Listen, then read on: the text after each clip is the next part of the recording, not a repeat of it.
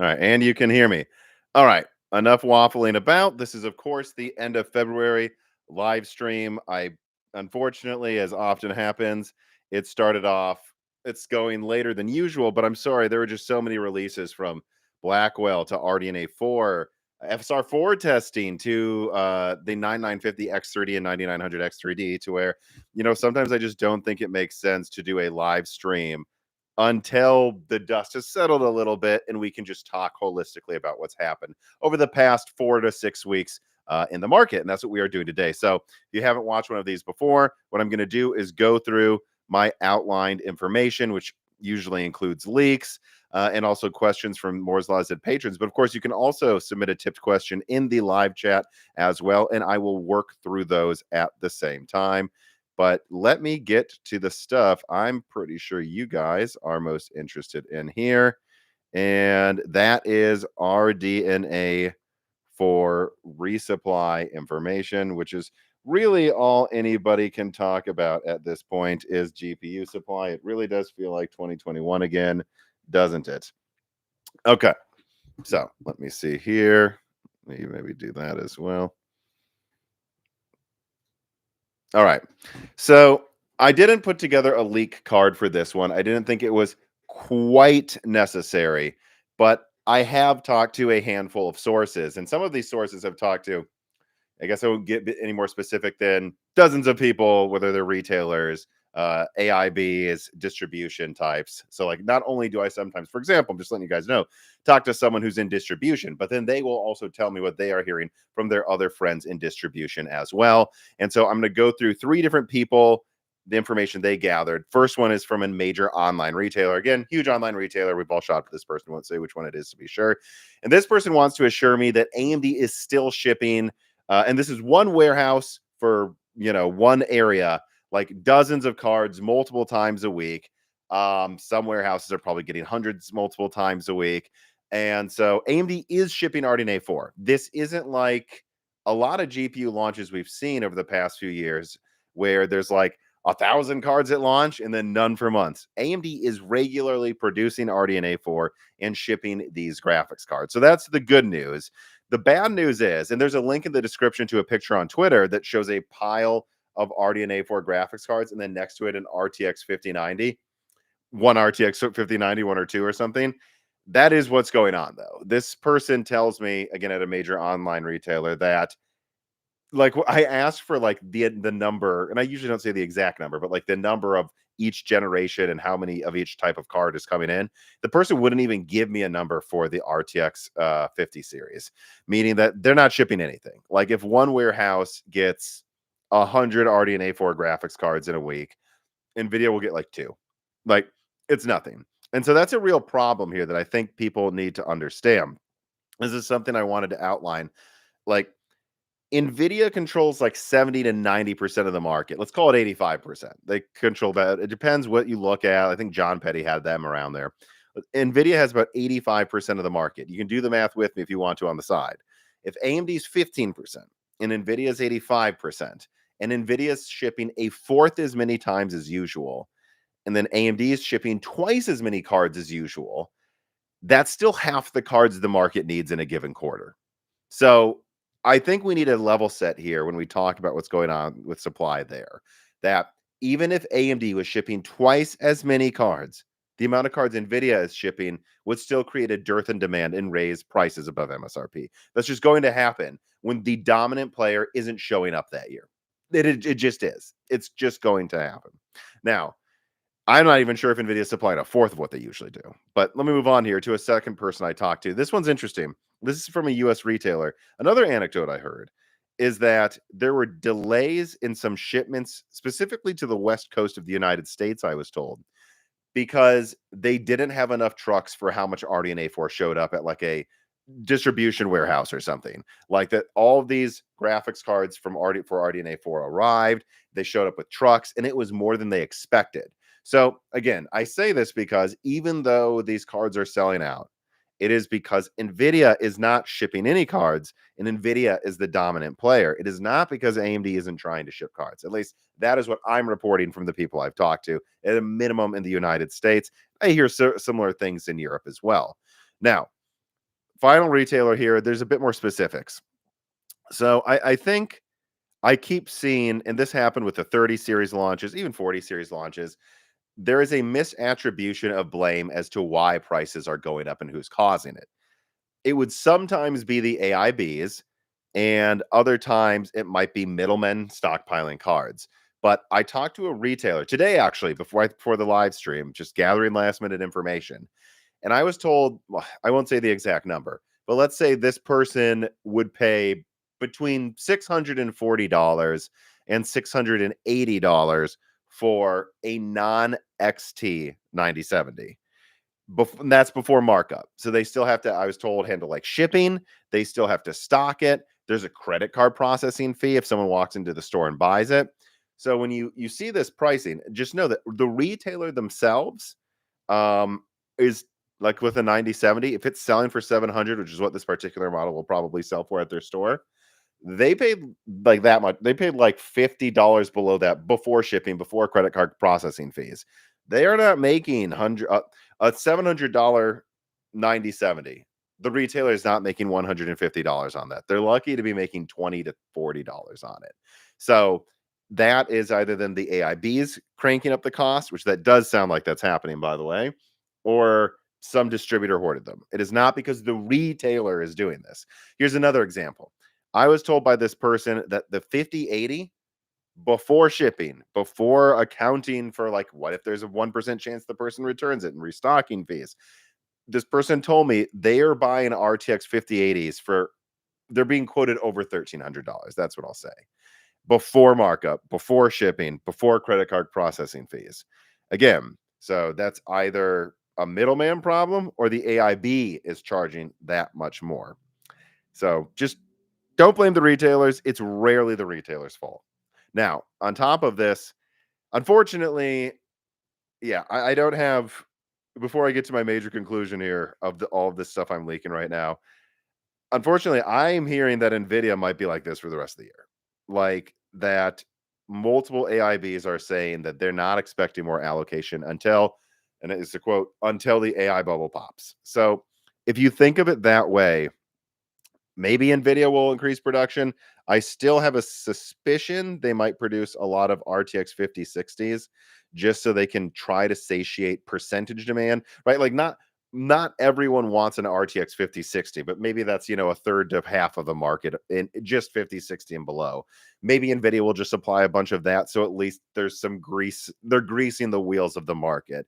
But I that's me speculating. I don't know that that's going to happen. And everything I'm hearing behind the scenes right now is that Nvidia is going to keep shipping barely any graphics cards until the AI bubble pops because they don't care. They just straight up cold stone business. They don't care right now. And it's not what I'm hearing from AMD, where it sounds like they will increase production. Enough? I don't know. Well, I do know. Not it won't be enough.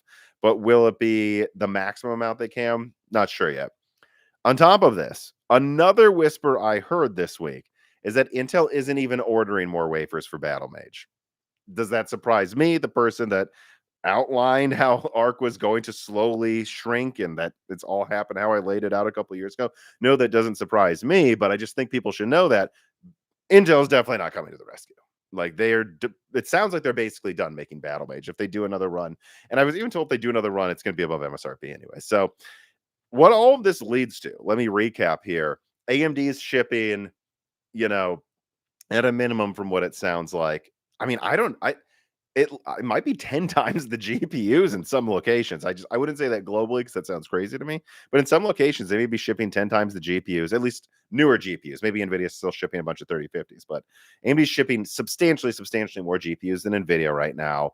Nvidia doesn't really plan to fix that, and Intel's not going to show up to help either.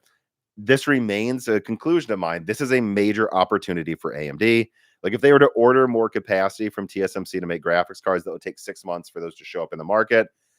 I still think they should do it because I'm not hearing Intel's going to help. It doesn't sound like Nvidia is going to change course here anytime soon. And this is AMD's chance, I think, to actually take some real market share because their competition just is not showing up. And so I guess when it comes to advice I can give people, a lot of the pricing is going to keep going up. There are still going to be some MSRP models, but from what I'm hearing, 9070 XTs are typically going to be between 700 to like 850, and 9070s are going to be like 600 to $700, something like that. And it's not because retailers are gouging, it's just because there is no supply, and at the same time, uh there's just a boatload of demand.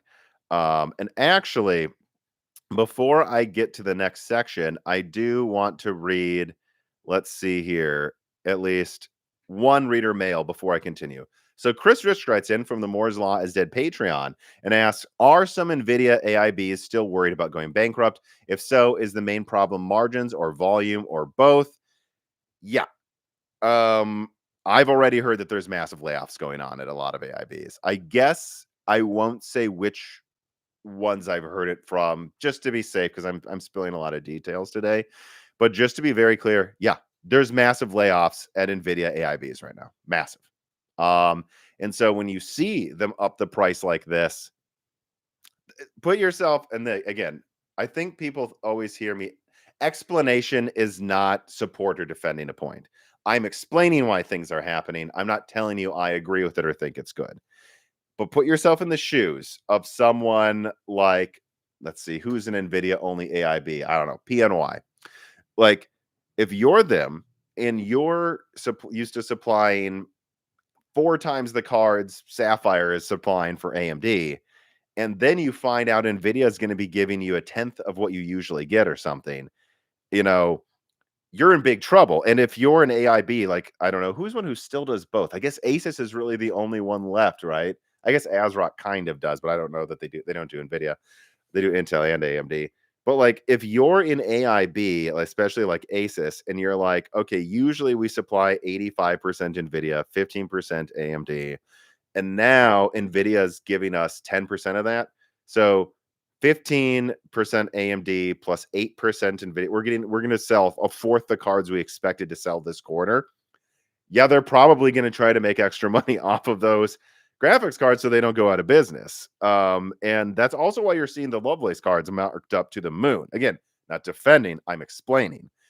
Why is the 5080 $1,400 before the retailer takes a cut or something? Well, that's because that AIB is selling a tenth as many 5080s as they thought. Again, it's not just that they want to sell. There's people at these companies that plan out quarters, and their job is to go, we need to sell this much, make this much revenue, or we'll need to lay off this many people in a quarter. And they're being told they're going to sell a fourth as many cards. So they're trying to sell them for twice as much. And they would still need to do massive layoffs, and they are. So that's just the state of the GPU market right now. And again, that's why I think AMD could make major inroads with well, with everyone, AIBs, OEMs, whatever, if they just keep manufacturing as many cards as possible.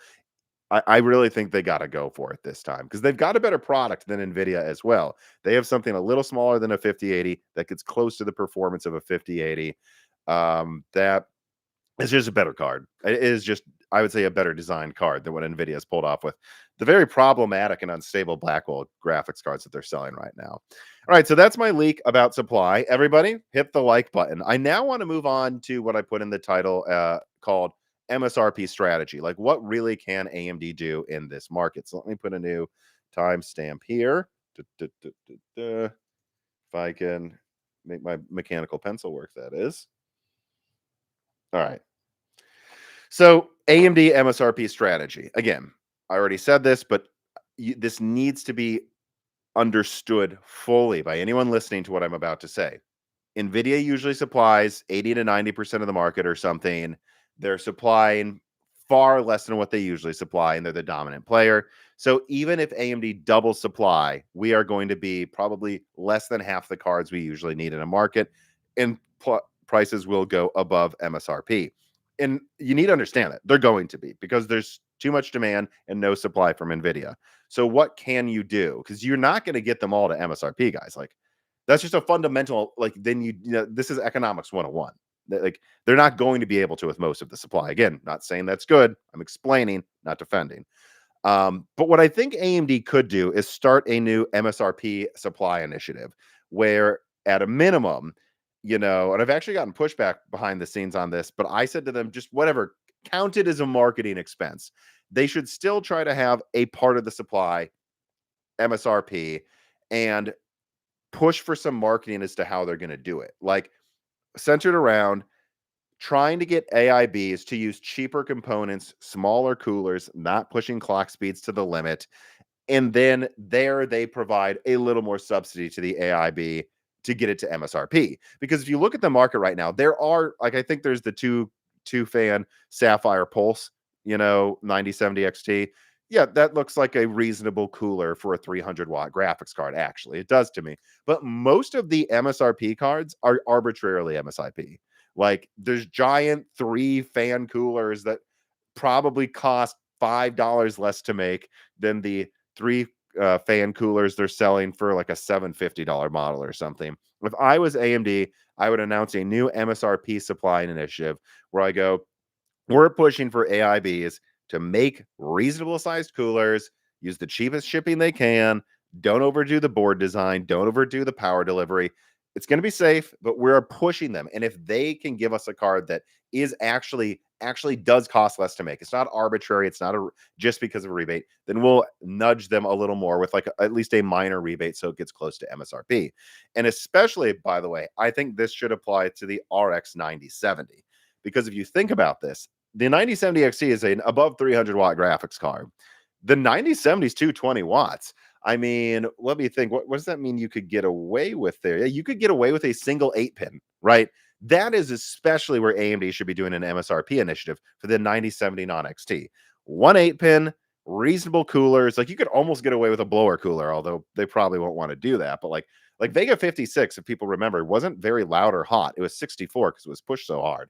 Like you could get away with a reasonably cheap, but not garbage, but reasonably cheap cooler, one 8-pin, and push that and then rebate that to $550. It should also be easy for AMD to do because, as I've leaked in recent content, the 9070 is like 10% of the supply, I think, of RDNA 4. So they could afford a rebate program for these. And there's no reason there should not be, in my opinion, in this market of scarcity, there shouldn't be any 9070s that are $700 with some 5090 sized cooler. This is a 220-watt card. It makes absolutely no sense. I think AMD should be pushing AIBs. Like, if you play ball with us, one 8-pin, reasonable cooler, will allot more 9070 supply with rebates for that. That's what I think AMD should do. Is push them towards the things that would make the card cheaper and then help them get those prices down for at least 10 to 20% of the supply. No, look, it's not going to be even half it because we're in a supply starved market. This is a reality. This is a reality. You can scream, this is what's going on. There is not enough supply. So a lot of them are going to turn into like RTX Titan ADA, that leaked cooler that never came out in an official product.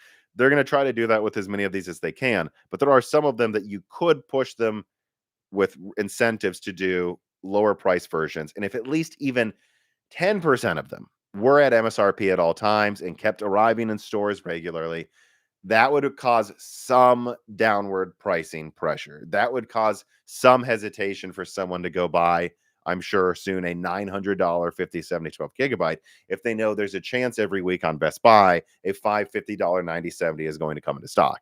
That's what I would do if I'm AMD. That's my whole spiel pretty much on that. Oh, and then I would also start a new initiative to standardize the pre-order process at retailers. That is undefendable. I don't understand why everyone's got to play Russian roulette trying to get these cards, waking up at 6 a.m., seeing if it's on Best Buy or Amazon. This has got to stop. And I think this could be a huge marketing and a mindshare win for AMD. Let me recap. What I think AMD should do is push AIBs to make, number one, more reasonable coolers, reasonable designed cards that aim for MSRP, not arbitrarily, not just hoping they get a rebate from AMD, but actually do try to design the card to be cheaper for a decent amount of their supply. And then reward them with allotments of like 9070s that should never be pushed to the moon if they do that. That type of thing, I think, could work. It would keep the MSRP models showing up. It wouldn't stop Asus from making some $900 model, but it might make Power Color think twice about their mid-tier model being $750 instead of $650. I think there could be some downward pressure there. And then again, partner with retailers and say, we're doing a new process.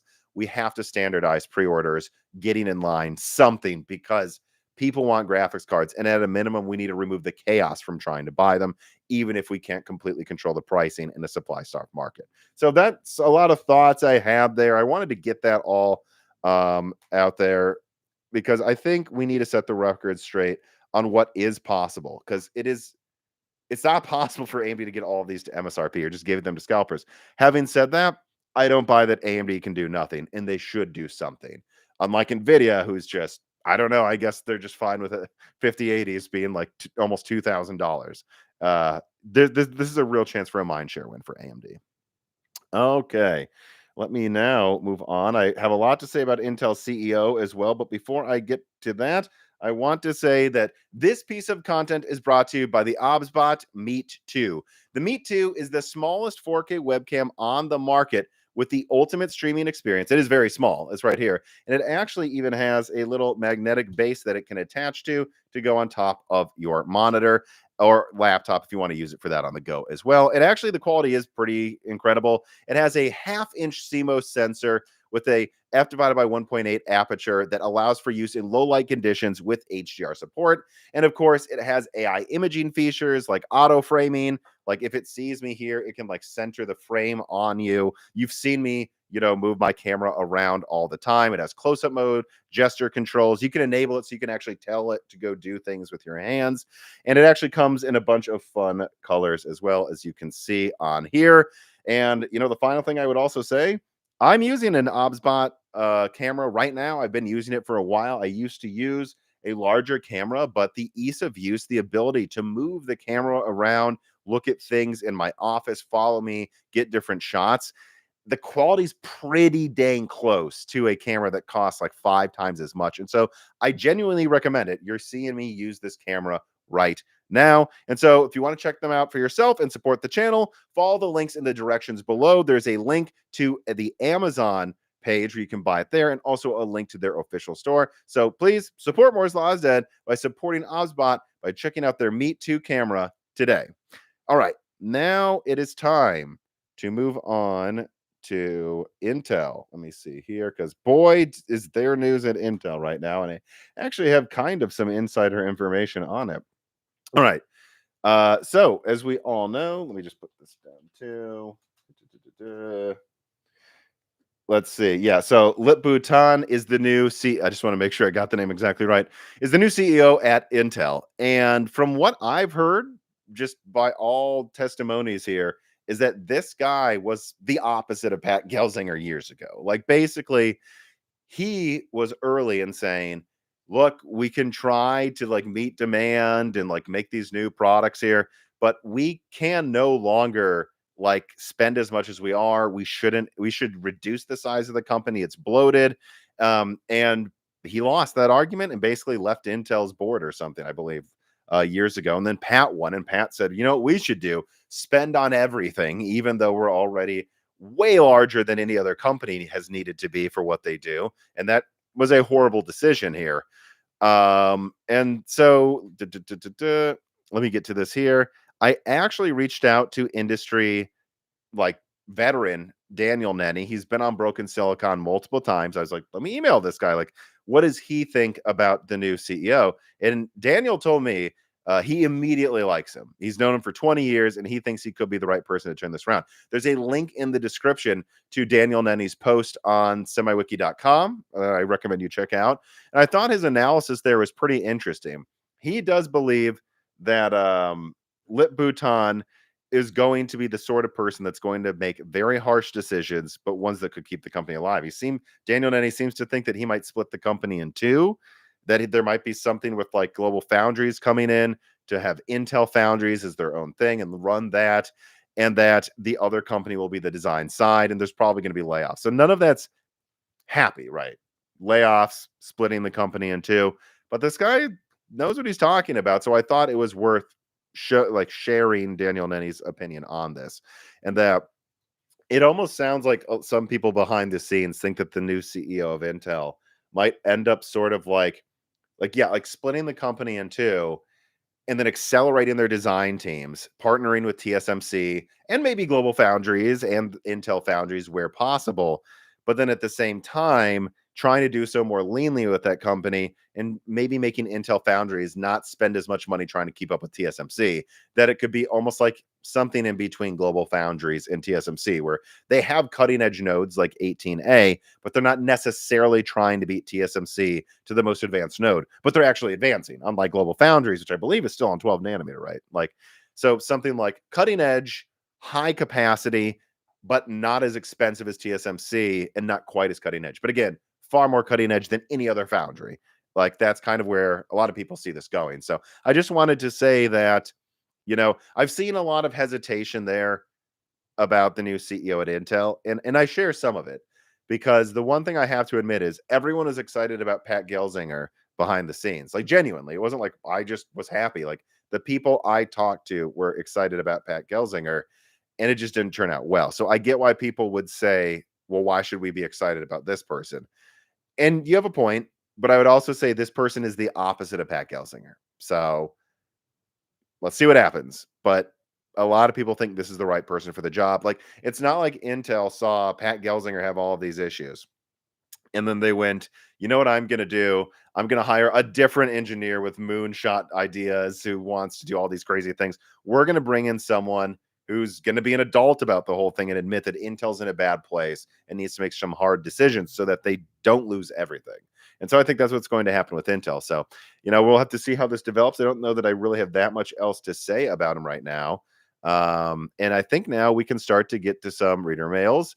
I will do one from the Patreon before getting to the tipped questions, because it is completely on subject to what I'm talking about here. But KJM015 writes in and says, hey, Tom, the recent news about Intel's new CEO has me wondering what can be done to pull them out of their current snafu.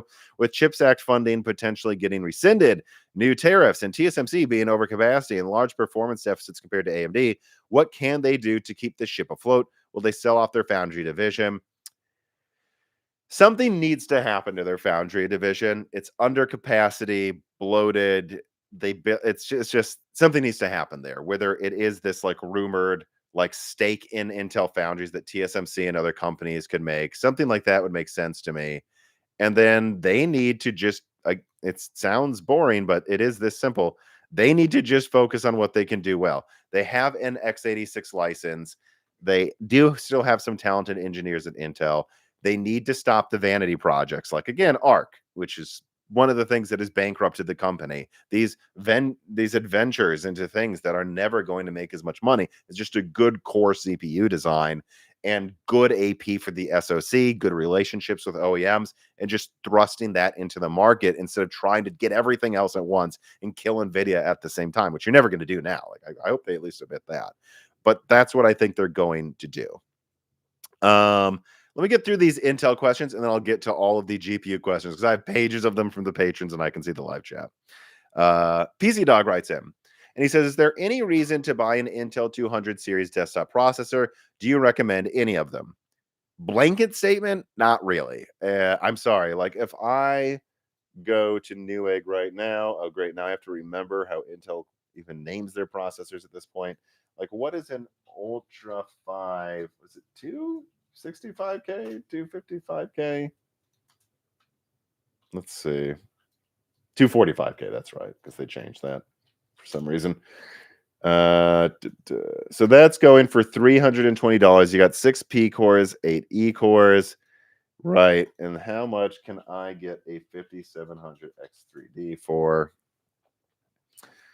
So if you already have AM4, which a lot of people still do, under 290, so that's 20% less for probably the same performance. So if you're just gaming, it's hard to see why you would get a new platform, especially when it doesn't sound like there's going to be big upgrades on this platform from Arrow Lake. All right, but now what can you get a 9700 for? Ryzen 7 9700.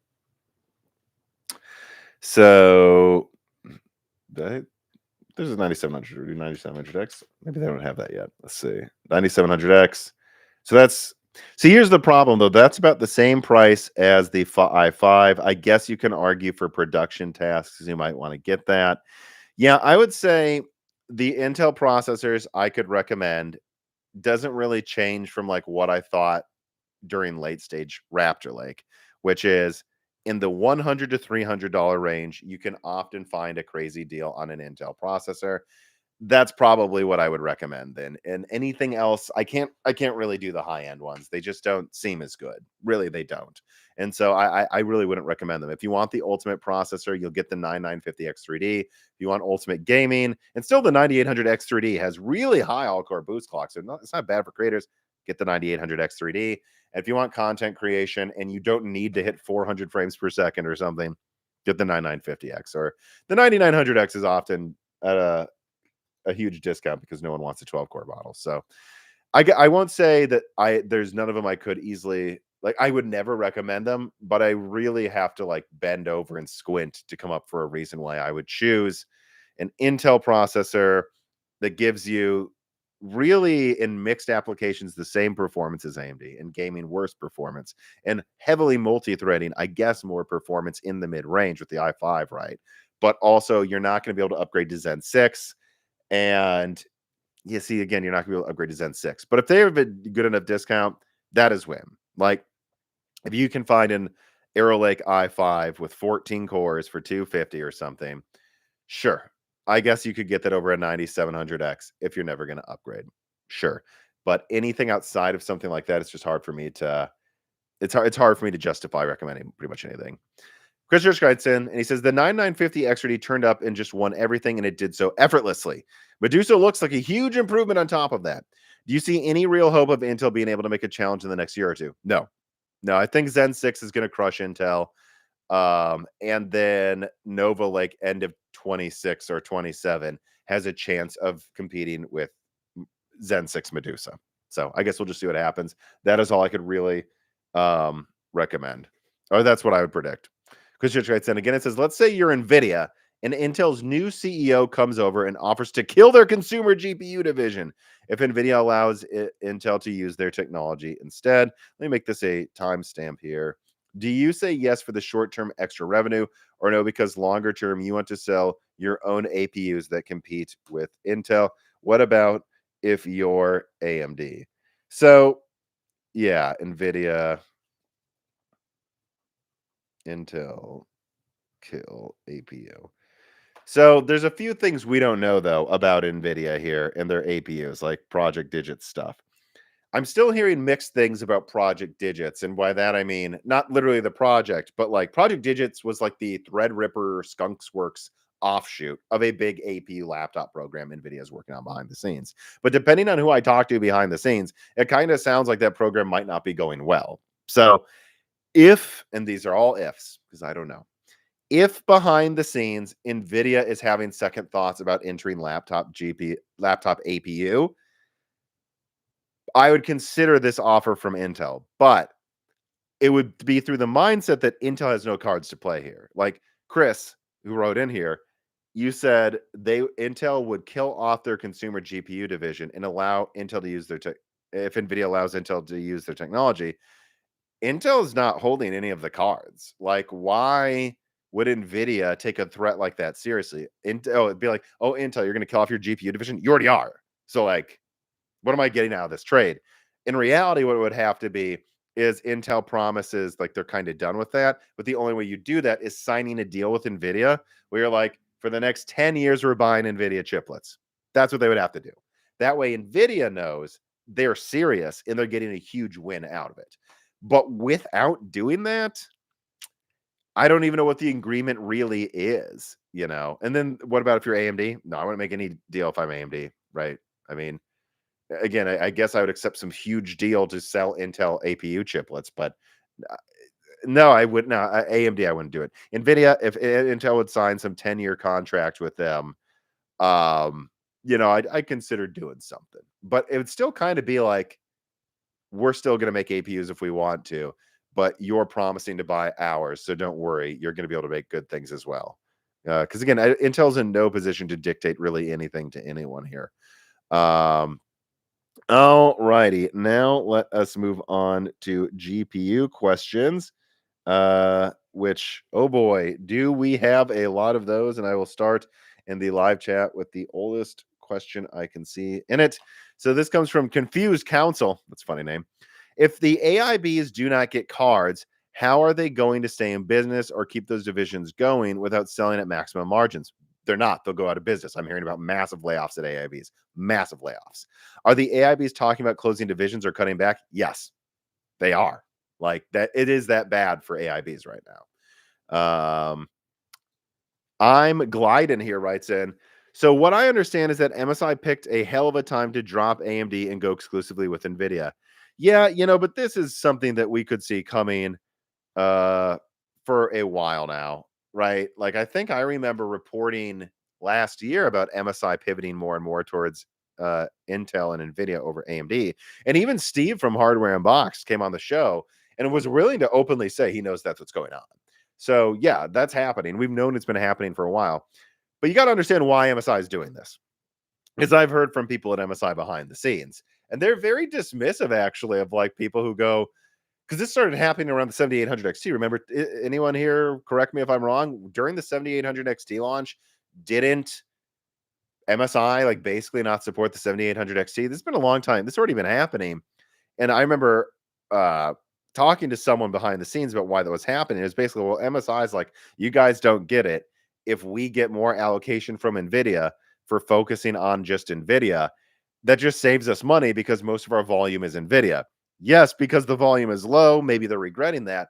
But at the same time, if they're getting preferential treatment and then able to be the only one supplying 5070s to system integrators right now, I don't know that MSI cares. But I could be wrong. Maybe they are kicking themselves right now for doing this. All I know is that at least as of a few months ago, before the supply got this bad, MSI didn't really have any regrets for just going with Nvidia if it got them more and more preferential treatment. Um, and let's see here. Batty251 says, if you heard anything about the 9060, I would like to upgrade from an RX 6600, but I want more VRAM than the normal 8 gigabytes.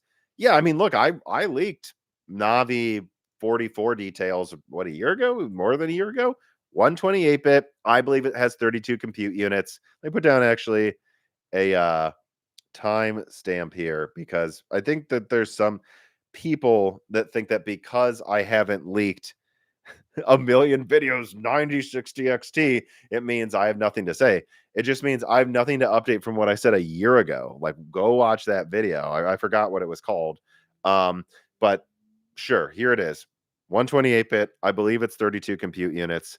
And therefore, because RDNA 4 compute units are like 40% better than RDNA 3 compute units, where does that put that at? 1.4 times 32. Yeah, so I think you're going to be looking at 4060 Ti-ish performance to 7700 XT performance, somewhere in that ballpark. And yes, they will have 16 gigabyte models of the 9060 XT. And I think I don't know the pricing. This is rampant speculation, but I would guess they'd aim for $399. Maybe if they get greedy, $449. But I'd guess $399 would be the price. A 16 gigabyte card that's better than what you could get for 450 or 500 last gen. So 10 to 20% better pricing, maybe 10% better performance or similar there. But then more than 12 gigabytes of RAM, so better than the 7700 XT. That's basically what I'm expecting. Now, what will they do with the 9060 XT 8 gigabyte that is rumored to come out? Personally, I don't think AMD should bother with an 8 gigabyte model of the Navi 44 unless it's 250 or lower. No point. Stupid. They should just keep pumping out the 7600 XT 16 gigabyte for $300. Rebrand it if you want to a 9050 XT as long as they get some form of FSR4 support. But I don't think they should be selling anything less, any 8 gigabyte cards above 300. And so if they do, I don't know what to tell you. But if you have a 6600, look, man, a 7600 XT doubles the RAM and has like, what is it, like 30% more performance. So maybe up to 40% in some scenarios. So that's kind of your option right now. But otherwise, it just depends what you're gaming at. If you're in 1080p, I still think a 6600 is more than enough. My girlfriend has one in her system. She's maxing out all of her games at 60 frames, with like sometimes with high quality FSR on, but it's at like 1600p and it looks fine to me. And I just think it's going to be a bit before anything below 300 gets any boost. And remember, the 6600 launched for $329. So Like the best you can probably hope for is some $300 9060 XT 8 GB. Now, to be fair, the 9060 XT, if the 8 GB model has 32 compute units, I still think that's going to be like, quite a bit faster than a 6600. I just don't think you should be getting new 8 GB cards anymore. Let's see what other tipped questions we have. Naughty DJ Aftershock writes in, thank you for the tip. I'm hearing that RDNA 5 and UDNA / GFX 13 will have radical changes to the way shaders and cores operate. Yeah, it's a new architecture. It's going to be good, or it's going to be different. They're going to upgrade it. I don't have much else to add. RDNA 5 is not RDNA 4.5. It's another overhaul, is my understanding. To some degree, like they're going to have real changes. Okay, so here's the next tipped question. Let's see. So Jesse Jasko writes in and says, I heard there's going to be an Arrow Lake refresh. I mean, I leaked that like 2 years ago, man. Sure. Yeah. I don't remember which video. I put out so many leaks, but at first there was the 8+32. Then I said that model's canceled. And I still think it is. We'll see. A lot of things are in flux at Intel, though, so we'll see if something changes here. But when was that? Wasn't it like a year ago that I leaked? If not, it was like Q3 last year. I want to say, where I leaked that they might do an 8+16 refresh of Arrow Lake with slightly faster clocks and a better NPU. This isn't new information. This channel leaked this a long time ago, Jesse. It's just up to if Intel wants to make it. And so, really, the question that I think is more interesting about this is: should Intel bother with an Arrow Lake refresh? And I don't know. I always thought a Panther Lake on desktop sounded better to me. If you ask me, like I I just if they can't get at least 10% more single and multi-threading performance out of it, I don't see a point really, because this thing will be launching right before Zen 6, and Zen 6 is going to destroy this thing. So I don't know. Look, I've leaked that there was a version of Arrow Lake that was a little better at everything. Same core counts, faster NPU. Personally, I think Panther Lake would be better than that. I would just push for a new desktop Panther Lake launch at the very end of this year over just doing Arrow Lake again, because Arrow Lake just has so many problems. But if they do go with Arrow Lake refresh instead of a Panther Lake launch on desktop, it's probably because it's like Meteor Lake. Something isn't working out on desktop and it's not worth launching. Either way, I don't think this is going to be the panacea of CPU. So wait for Zen 6 is what I would say, or just get Zen 5X 3D right now. Confused Counselor writes in yet again and says, did Micro Center get more 9950 X3D and 9070 cards than Newegg and Amazon, or does it just seem that way due to a lack of bots? Maybe. Well, so I haven't asked about supply of the 9950 X3D, so this is me coming in blind here.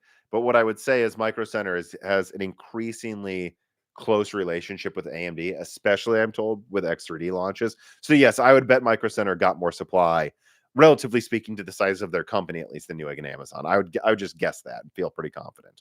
Now, as for the 9070 cards, let me think.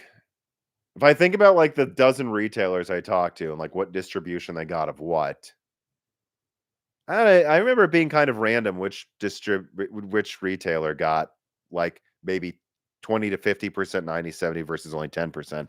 So I don't know. I do know that I heard about Micro Centers having a decent amount of XTs compared. So yeah, I think Micro Center probably got more of its percentage as 9070 versus 9070 XT compared to Amazon and Newegg. Probably, yes. But I don't know why it matters, but I think probably. It must have been lag, writes in and says, so MSI going with an Intel-based handheld isn't relevant in the way they abandon AMD cards as well. Oh, it is. It's all relevant. MSI is moving away from AMD and trying to streamline Intel and Nvidia, because then they have less representatives to speak to. I don't need to call AMD and ask when the 9070 is launching. I'm only going to talk to my Nvidia rep. That means we need less people doing less work to launch less products, and we'll just hope we get more of the products from Intel and Nvidia. That's what they're doing. And then when they do that, yeah, they probably get preferential treatment for the handheld. Yeah, that's all part of the same marketing play, or not marketing, but business play. Hey Tom, do you think gamers will get this is from Mr. W used to high GPU prices, or will GPUs improve slower in performance to keep under $1,000? Ah, what I would say is what we're seeing now is kind of the new normal and has been for 5 years. And I know it's exhausting, but this is something I got a lot of pushback from. I mean, when I used to talk about like the mining boom and people demonizing miners, and I'm like, guys, if it's not used for mining, it's going to be used for little small hobby render farms. If it's not used for render farms, it's going to now be used for AI. If it's not going to be used for AI, I'm sure it will be used for something in the future. I mean, if GPUs get dirt cheap, maybe didn't Tesla use the Navi 23 graphics cards back for some of their cars? I mean, then maybe these GPUs will be bought up by automotive manufacturers to mass produce cars for their system. So GPUs have utility. When you're selling a 40 teraflop device, it can do more than run Fortnite at 50% higher frame rates than something that's cheaper. And this is just gonna happen. There's gonna be cyclical times where GPUs are just more in demand. I don't think there's much we can do about that. Now, will gamers get used to high GPU prices? I don't know. I think there's a reason you're seeing an explosion in mini PCs. I mean, I've got a couple Strix systems next to me here, and for like, I think one of the ones I'm going to promote in the next week from my minis forum, I think it like starts at like $800 or less. Like some of them are starting at 700. You get like Strix Point with the full 16 compute units and like 32 gigs of RAM and a terabyte SSD. You're getting a whole system that has the equivalent of like a 3050 for about the price to build it separately, and then you don't have to deal with any of the extra drivers and stuff. I just think more and more, especially as APUs get better. And look at them. I know that Frameworks got a very reasonably priced Strix Halo setup. I mean, tons of RAM for like $1,100. You're getting it for a reasonable price for the intro one, even. And there's other mini PCs that are popping up that will have Strix Halo. Some of them I noticed on video cards today are cheaper than what Framework announced. And so if you're going to get like a mini PC, I actually have one right here. Like if you're going to get something like this, and this is going to be on the market, this little thing here that has some upgradability, and it's going to be like $900 to $1,200, and it would cost the same to build the desktop yourself, unless you just can't find graphics cards. I think that type of thing's going to become more popular. I think budget builds and even mid-range builds are going to increasingly be mini PCs like the one I just held up, because they avoid a lot of these issues in pricing and fluctuation, and they're just easier. And then I think in the enthusiast realm, look, I don't know what you want me to say. I told people not to buy 3090s. I told people not to buy the 2080 Ti. I told people not to buy these cards that are overpriced for well, not a decade now. I guess the channel's what, we're like 7 years, 5 years, 6 years old. Like, but since the channel's beginning, I've been telling people not to support the higher prices, but not enough people cared about that. So I think the high end's going to be where it is. Like, yeah, like Nvidia's hell bent on keeping the 80 at $1,000. We'll see if AMD can make inroads there over the next few generations to try to stop that. But I do think that's going to happen. I think probably where prices are now is probably where they're going to be.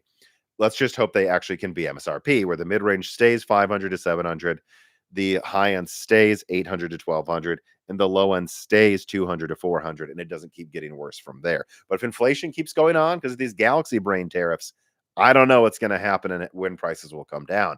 And so will gamers get used to these prices? I think the real question is will the macro level economies get used to what's going on with pricing? Because there's a lot more than graphics cards that are going up in price right now. And it's just too soon to say where all this shit show is going to go. Owen Gregory writes in and says, "Greetings, Tom and Co. I see YouTubers parodying the hot take that the 9070 XT is okay as long as it's $600. Are they suggesting that if the 9070 XT is $700, should you go ahead and spend north of $900 for a 5070 Ti? Or are they suggesting you spend that around the same amount for a 5070 non-Ti? Yeah, the 5070 is going to cost more, I think, too. I think that's going to go towards $800 over time. Look, man, I've explained my whole spiel on what's going on with supply and demand. What I would say is if everyone is saying the same thing, it's not a hot take. It's a hive mind. Or no, it's groupthink. It's not a hot take if everyone has the same take. All right, let me see here. Let's see. Subtle Nature writes in and says, "Hi, since all current GPU launches suck and disappoint, I think the RDNA 4 one has been it hasn't sucked, relatively speaking. What's a good alternative for folks with very old GPUs to upgrade to from prior generations that are currently available? Mini PCs. I'm saying it again, probably mini PCs. Otherwise, like, it just depends how old your card is. I was talking to a friend online. We were playing Helldivers 2, and I was talking about how, from what I heard, and you can see this in that Micro Center interview that's available to patrons. You know, there's a die shrink. I interviewed someone from Micro Center. That they talked to people in line at Micro Center at the RDNA 4 launch. A lot of them had 1070s, and they were finally upgrading to a 9070 XT. What an upgrade! And, my friend laughed and said, just to be clear to these people, I'm glad you got your 9070 XT. He goes, but you probably could have just upgraded to like a 7600 XT. You could have upgraded to 16 gigabyte. You could have upgraded to a 6800 16 gigabyte for 350 for a year.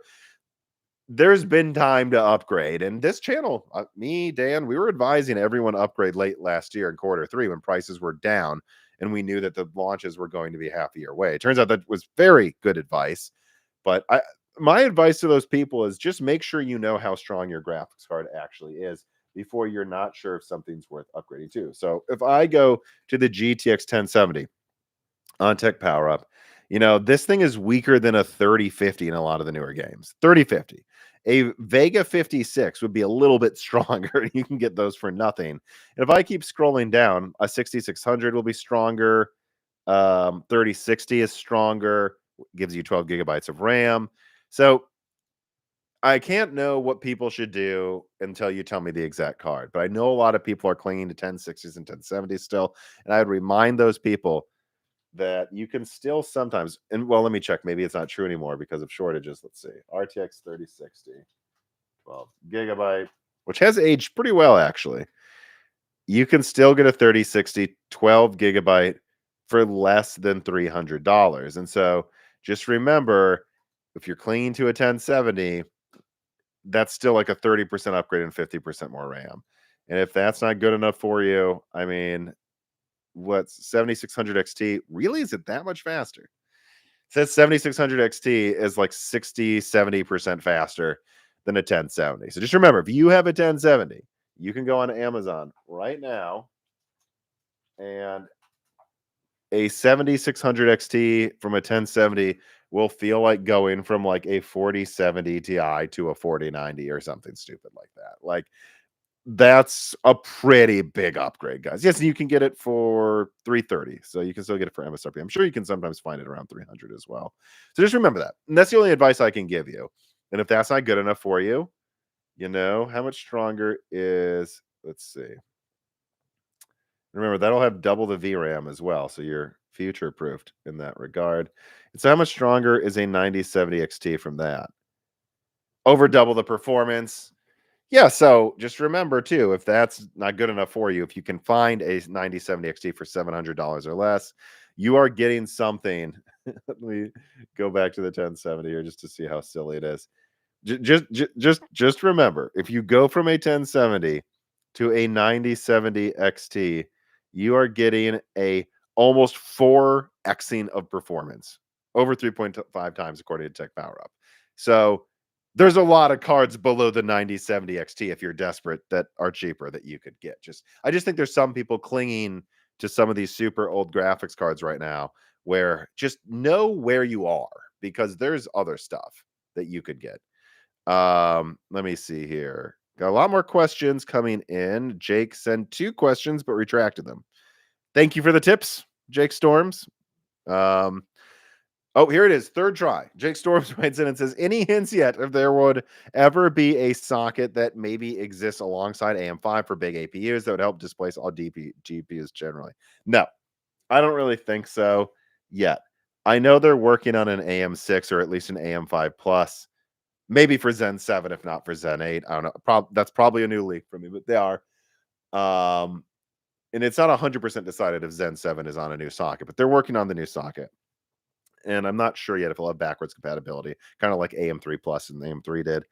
It's still up in the air what AMD thinks they're going to do, just so everyone knows. But from the sounds of it, it's going to be a traditional socket. It might be a little bigger. I would expect it to be, but I don't think it's going to be like Threadripper sized. I think it's going to be probably a bit bigger than the existing socket, probably big enough to accommodate a low end GPU, the performance of an APU that's as strong as a low end GPU. So those become obsolete. But I'm not hearing about some 384-bit Strix Halo socket.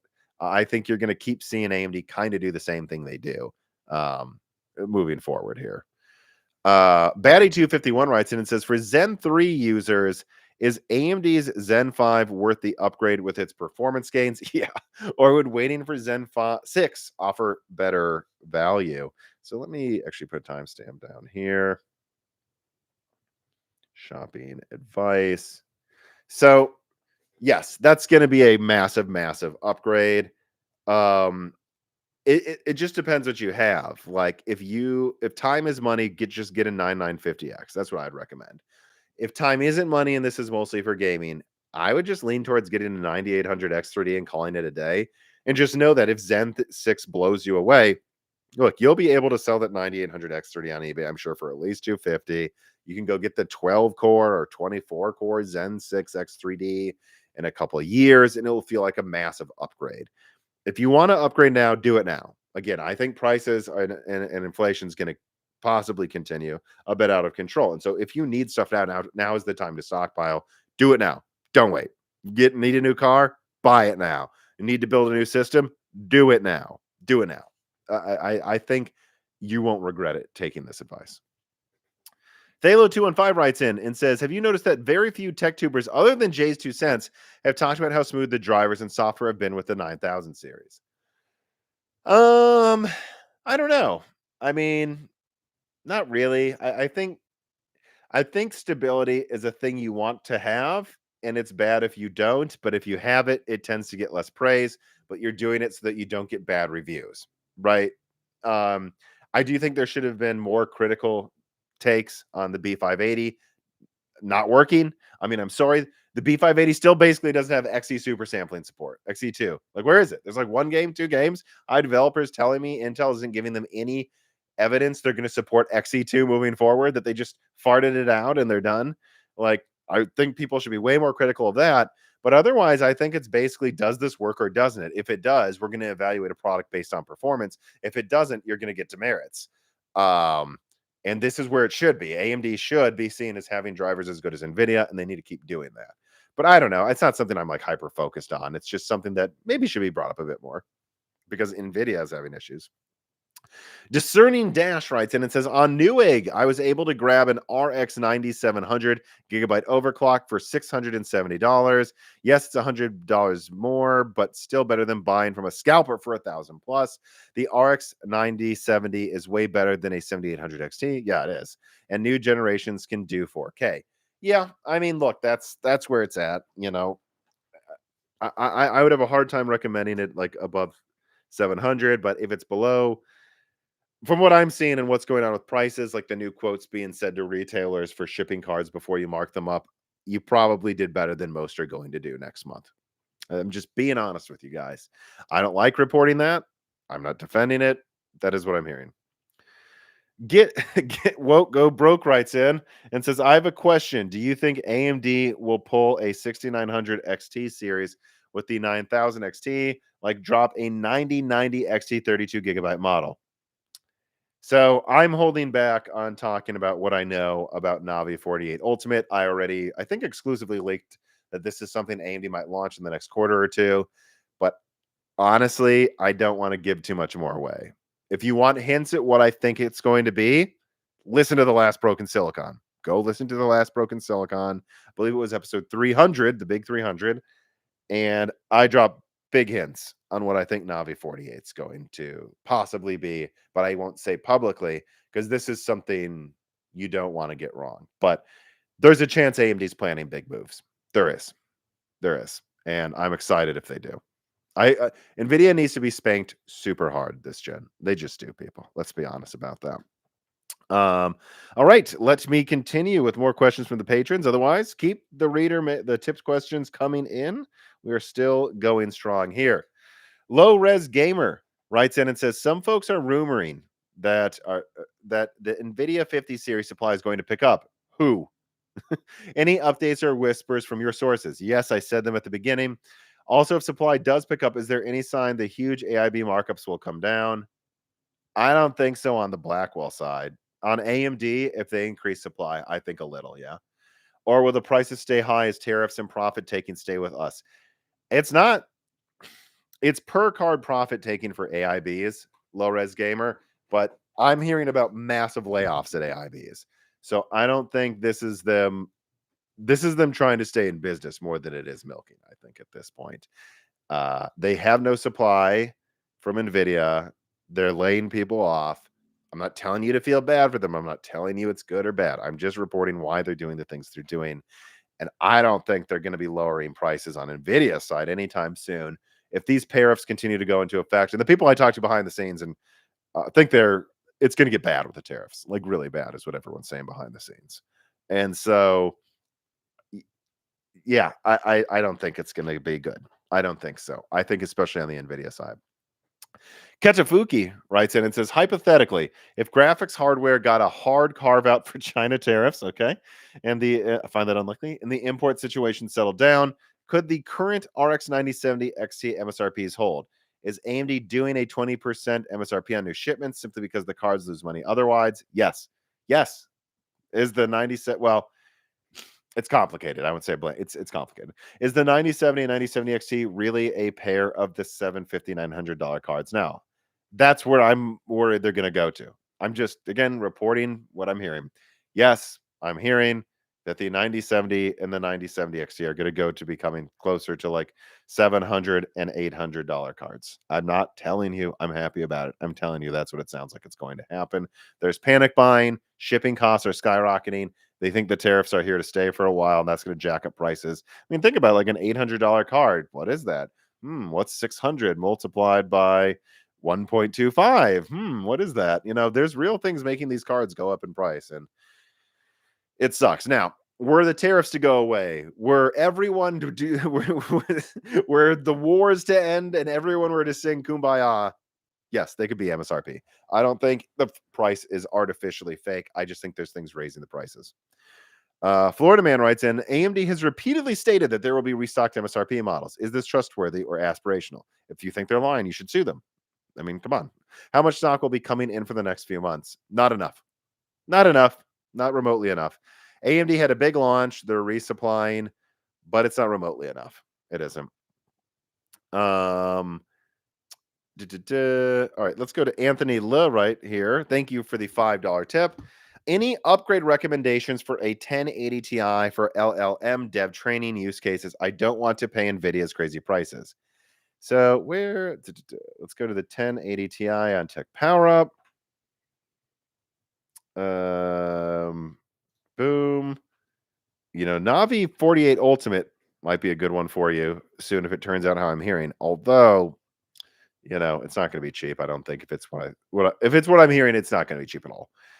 I mean, look, again, you have a 1080 Ti. This is a very, very, very old graphics card. A lot of things are faster than this thing. As usual, let me check the 6800. I heard that was a popular AI card for a lot of people, but I don't think it's really in stock that much anymore. Yeah, I'm not seeing a 6800 16 gigabyte here. That was my favorite for such a long time. Oof. Yeah, that one's sold out. All right, that one's gone. So what else would be a huge upgrade? If you could get a really good deal on something between a 7800 XT to a 7900 GRE to a 6900 XT, 6950 XT, those would be okay options.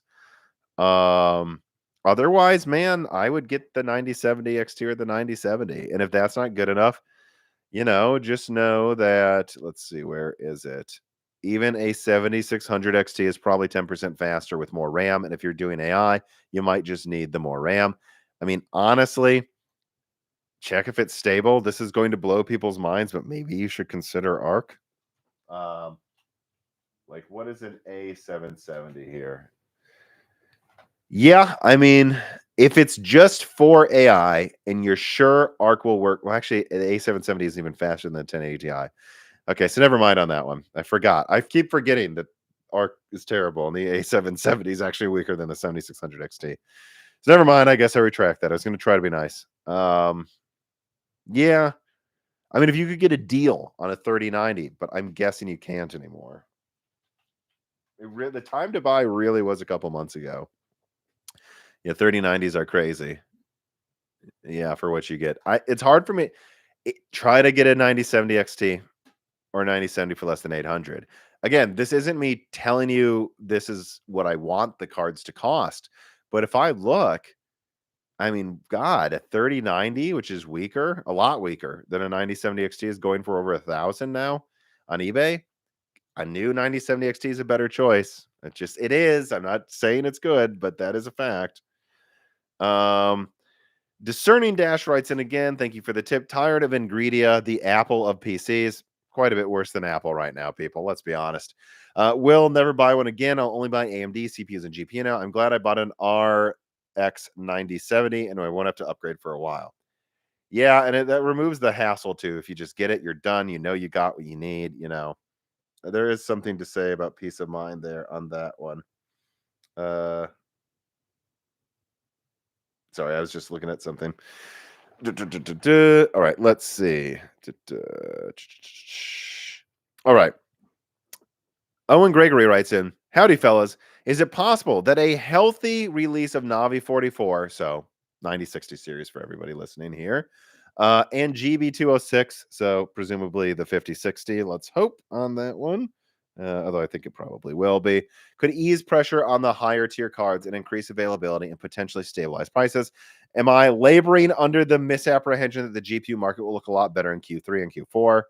It could. I don't think that's impossible, Owen. Nvidia's supply flop seems to have inadvertently hamstrung AMD's potential by starving the market and exacerbating scarcity driven pricing. Perhaps this is Blackwell's only achievement to date. Yeah, maybe. Yeah, I'll take this as an opportunity, to be very clear about this, though. I've said all this doom and gloom stuff. Things could get better. You never know. What would have to happen is the Trump administration would have to back down on tariffs. The people that he attacked would have to magnanimously decide to lower some of their retaliatory tariffs. I have doubts they all will. Some of them might want to punish them for doing that in the first place so radically. But yeah, look, Q3, Q4, who knows? Maybe things will get better. I do not think so in the short term, though. And I wouldn't bet on it getting better, honestly, until next year. I just, you would need the tariffs to go away, cooler heads to start prevailing, and then also the AI bubble to pop. The AI bubble pops, though. That's really what we need the most. That will make a huge difference because I'm just directly told Nvidia is going to act like this until the AI bubble pops. Qer Boom writes in from the Patreon and says, do you think online retailers will ever come up with a better system of stopping scalpers? You'd think they'd try harder. I don't know. A lot of them probably don't care. I used to defend online retailers as helpless in online forum arguments during the 2017 crypto boom, but my mind is starting to change on this one. My grocery store has a plus program that customers can purchase a membership, and during COVID, for example, the cashiers checked to make sure only one loaf of bread was purchased. And during this recent egg shortage, cashiers are checking that at most 2 cartons of eggs are purchased. Wouldn't it be nice if there was any way that online retailers could use their Prime programs to allow members to pre-order only one graphics card or any hot product that has a low supply and maybe have there be a reasonable line that people can get it? You're not crazy. It's ridiculous. Online retailers should be doing better. Full stop. It is getting ridiculous. James King writes in, thank you for the tip. Any rumors on Threadripper 9000 releases? No, I don't pay as much attention to that anymore too with my sources, just simply because I think Threadripper's crushed it, and they're also like kind of really low volume now. Like I believe even like Hardware Unboxed, for example, Steve at Hardware Unboxed, I know he used to use he did a Zen 2 Threadripper system. He may have upgraded to Zen 3. And then he just went to Zen 5, I believe, or Zen 4 and Zen 5 AM5, because Threadripper is so low volume that the drivers aren't always great. Like, it's not in the budget for MSI to worry about those drivers too much. So I don't follow Threadripper that closely. Well, look, we know what Threadripper is, don't we? I mean, I think they're going to go up to 128 threads, at least 4 memory channels, crazy expensive motherboards. You won't be able to afford it easily unless you're rich, or it's for work and it's just like buying a pickup truck at a construction site. Um, that's what you need to know. I think the more interesting thing is what AMD will do with Zen 6. If they try to have some like more smaller, reasonably priced motherboard there. I'm not saying they will, but I think that's the more interesting one to watch for. Confused Council writes, and again, when the AI bubble pops, Nvidia's marketing team will just create another bubble. Place your bets now. And we'll see. They've been very good at going from bubble to bubble. They just went boom, just right from mining to AI. It's comical. All right. Let me now move on to some more technical GPU questions here. Let me put down a timestamp for future viewers. RDNA 5, UDNA. This mechanical pencil sucks. Shay writes him, do you know if AMD is planning to design more mobile-focused 0.5 gens for RDNA 4 in future UDNA architectures? I don't. I think RDNA 3.5 made a lot of sense. It seemed to bring like 20% more IPC per compute unit than RDNA 3. It's impressive. It's genuinely impressive when you look at RDNA 3. Like, it got like the bandwidth enhancements that RDNA 4 had and better performance per compute unit. The ray tracing is better per compute unit than RDNA 3. I mean, you have 12 CU RDNA 3.5 beating 12 CU, even hot points. So kind of RDNA 3 plus ish, 3.25 if you want to. It's beating it by like same amount of compute units, I think by like 20-30%. So that's impressive there. It is halfway to RDNA 4's performance per CU, it seems, but it doesn't have all of the ray tracing enhancements. It's not all of them. And it lacks a lot of the AI, and that allows them to make the compute units much, much, much smaller. I think, again, think about this. The 9070 XT is only 6% smaller than the 5080's die, and yet it has 64 compute units, and the other one has 84 SMs, which are compute units for NVIDIA. In fact, I believe GDDR7 takes up more die space as well than GDDR6 memory controllers. So, yeah, I mean, AMD's CUs are now the chonky boys. AMD has higher IPC per compute unit than NVIDIA. It's very impressive, but they're huge. They're huge compute units. So for mobile, it would make sense to take like a 20% haircut in performance if you could make the compute unit 30 or 40% smaller. You know, just throwing numbers out, but that's what they tried to do. Will they do that? Will they do an RDNA 4.5? My suspicion is no. I think 3.5 made sense as this is a transitionary period to these more large AI focused architectures. This is something I've ranted about a lot, which is I don't think people, and this was brought up by game developers who analyze the architectures as well. People think AMD can't catch up to NVIDIA on ray tracing. Yeah, they can. They said they couldn't do DLSS 4 quality. Boom, FSR 4 has DLSS 4 quality.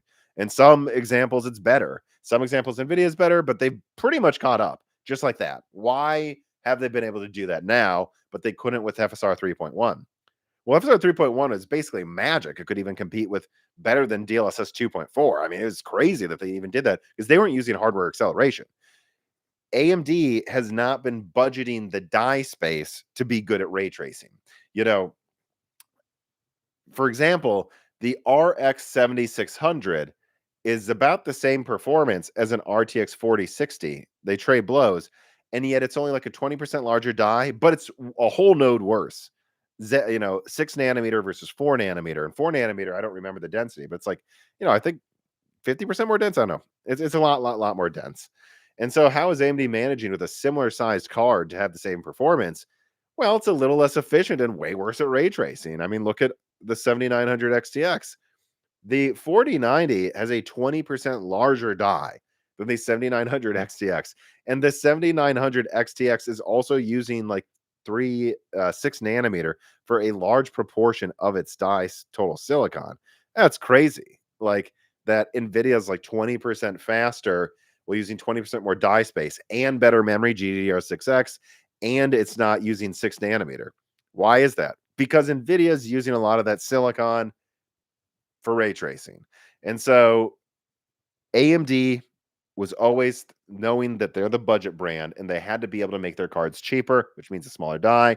Most of the market, most surveys said they didn't care about ray tracing. So they knew as a budget brand, they had to make a cheaper product and they had to sacrifice ray tracing performance. But now they're not doing that with RDNA 4. They've waited long enough, 4 generations to really try to do this. And they're like, now it's worth it. Like what? Like 1 out of 4 games that come out, not 1 out of 4. A lot of AAA games are now coming out, not most, but a lot, that require ray tracing support to even run the game. It's a real thing now. And this is when AMD's using a ton more die space for that. Now that they're doing that, though, I feel like it doesn't make sense to do half-step generations. It does one time, at least once here with RDNA 3.5, because they still have this compact, non-AI focused RDNA 3.5. But once you're like kind of past that, I think that's where it makes sense to keep doing the same architecture for everything. I think it made sense why they did 3.5. Also, 3.5 is supposed to come out sooner. I've talked about this a million times. There's been delays with Strix and Strix Halo. So that was always Strix Point and Strix Halo were always meant to come out, honestly, a year ago from now, where we are right now. And were that to have happened, it would have also made more sense that they would have this stopgap generation. But no, I don't know. Again, and who knows? Maybe someone's going to come out tomorrow and leak there is RDNA 4.5. But I kind of think they did it now because now is the inception point, and moving forward, they're probably just going to use RDNA 4 or 5 for their upcoming APUs. Probably 5 too, from the sounds of it. Random Australian writes in and says, with the change to UDNA architecture going forward for AMD, if they are going to use the same silicon for AI and gaming, what will happen to the gaming-focused improvements on RDNA 4, such as their enhanced ray tracing modules, which arguably is possibly no use in the AI MI-X series? That's not true. The things that make that good at ray tracing also make it good as a prosumer card for doing rendering, also make it good at a bunch of other stuff for AI. AI likes a lot of cache, so does ray tracing, I believe. Will lead to something like the RTX 50 series, where no real big ray tracing and game improvements happen, as it seems like it was almost an AI card that game. I guess the one thing going for AMD is they're still going to be Sony's PlayStation GPU company, so they have to improve gaming tasks along with AI. No, I think, I just think something's kind of wrong with Blackwell, dude. It doesn't make sense to me how some things aren't scaling correctly. I just think Blackwell is kind of a phoned-in generation for gaming. So. And even for AI, it's not just like a lot of AI developers, random Australian, have told me that Blackwell isn't scaling as much the AI performance with the specs as you'd have thought they would. I mean, again, the 5090 going from like, what is it, like 1600 something CUDA cores to 2200 CUDA cores, doubling the bandwidth. It's just nuts. An AI focused task. I mean, they skimped on ROPs, which probably hurt gaming performance, but even in AI tasks, it's a little odd. It hasn't scaled higher than it should. From what I've been told by people who do this stuff. So no, I just think Blackwell has an issue, and I wouldn't worry about gaming not getting uplifts or ray tracing not getting uplifts because they're going to UDNA. You're just going to see AMD go to probably a bit more bigger graphics cards like Nvidia does, so that they have all of the components together instead of stripping out the non-gaming stuff to make the die smaller. Okay, here.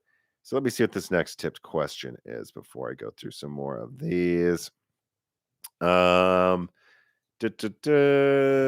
right, let's do this question now. So Procrastinates wrote in and he says, oh, thank you for the tip. Do you think we're headed towards another GPU shortage like in 2020 or 2021? Last gen GPUs headed towards, we're already in it. We're already in the shortage, guys. We're not headed towards it. We're in it. Last gen GPUs have been soaring in price lately. Now we're in it. We're not headed towards it. We're in it. We're in another shortage. It's already here.